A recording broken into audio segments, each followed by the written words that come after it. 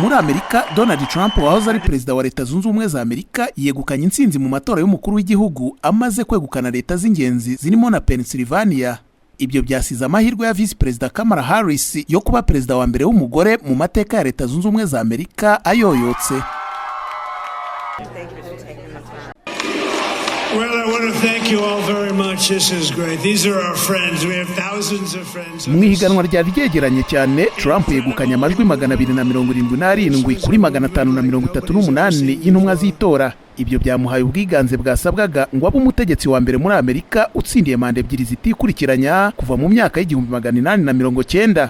Visi Perizida Kamala Harris, umukandida w'ishyaka ry'abademokrate winjiye mu higanwa nyuma y'aho perezida Joe Biden aryivanyemo mu kwezi kwa karindwi, yageragezaga kuba umugore wa mbere utorewe ubuperezida muri Amerika. Uyu wahoze ari perezida Donald Trump mu masaha y'igitondo cyo kuri wa gatatu yatangaje intsinzi ashimira imbaga y'abakunzi be yari ikoraniye muri leta ya Florida.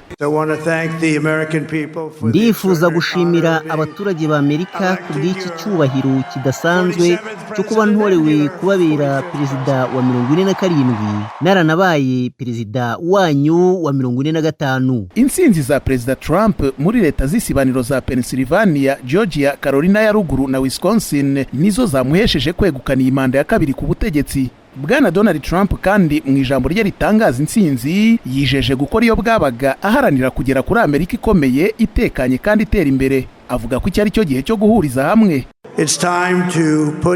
Ni igihe cyo kurenga amacakubiri yo mu myaka 4 ishize, ni igihe cyo kwiyunga. Ku ruhande rw'abamushyigikiye bavuga ko bari bafite icyizere nubwo amakusanya bitekerezo hari aho yagendaga agaragaza ibihabanye n'iyi ntsinzi ku higanwa rye na Visi Perizida Kamala Harris.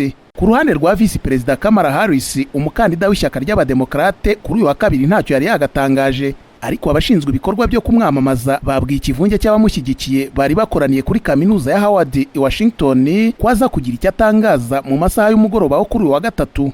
Bamwe mu bategetsi b'ibihugu byo ku isi n'imiryango mpuzamahanga bohereje Bwana Trump ubutumwa bumukeza ku ntsinzi ye. Abo barimo na Keir Starmer, minisitiri w'intebe w'Ubwongereza. Uyu mutegetsi w'Ubwongereza mu itangazo yanyujije ku rubuga rwe rwa X yagize ati: ishimwe kuri perezida watowe Trump ku bw'intsinzi yawe y'amateka mu matora. Niteguye gukorana nawe mu myaka iri imbere.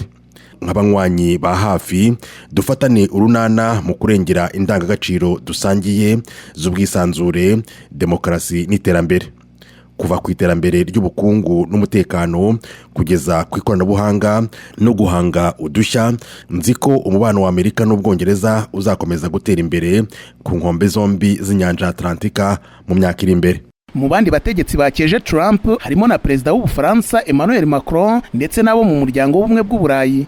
Ikirenze ku kuba Trump yamaze kwegukana intsinzi ku mwanya w'umukuru w'igihugu, ishyaka rye ry'abarepublikani naryo ryegukanye ubwiganze bw'imyanya 51% y'abagize umutwe wa Sena. Icyakora ntiharamenyekana ishyaka riza kwegukana ubwiganze mu mutwe w'abadepite.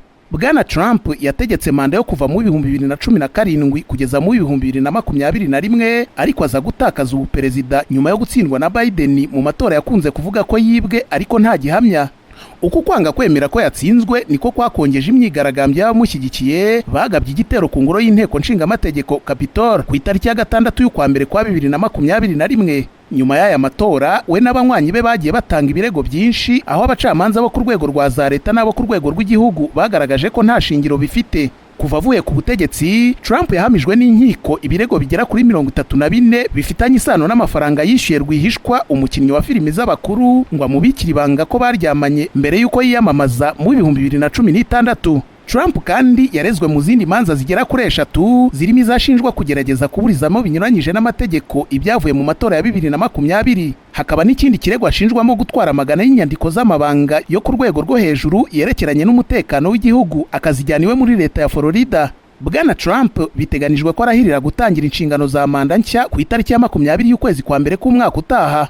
Urufunguzo rwa politiki y'ububanyi n'amahanga mu butegetsi bushya bwa Trump byitezwe ko ruzaba imibanire hagati ya Amerika n'Ubushinwa. Aho harimo ingingo zijyanye n'ubucuruzi n'ibikorwa bya gisirikare bya Taiwan n'Ubushinwa mu nyanja y'amajyepfo y'Ubushinwa. Ubwo yari ku butegetsi muri manda iheruka, Trump yashyizeho uruhererekane rw'imisoro ku bicuruzwa biva mu Bushinwa mu ntambara y'ubucuruzi n'iki gihugu. Vincent Wang, umuyobozi w'ishami ry'ubugeni n'ubuhanga mu bya siyansi kuri kaminuza ya Adelphi i New York, yabwiye Ijwi ry'Amerika serivisi y'ikimandarini ko bisa nk'aho Ubushinwa butazafata umurongo wo guhangana cyane kurusha uko byazaga kugenda iyo Harris atsinda.